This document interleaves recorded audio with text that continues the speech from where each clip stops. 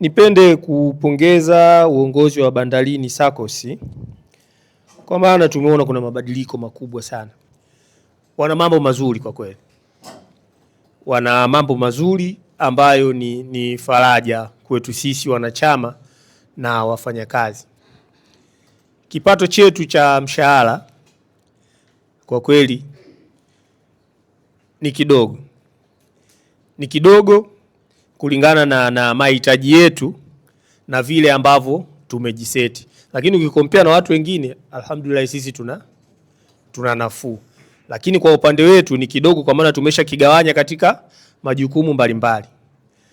Kwa hiyo hawa wenzetu watakuja na mpango mzuri wa kutuwezesha sisi tupate mtaji na kuanzisha biashara ndogo ndogo na ujasiriamali mbalimbali.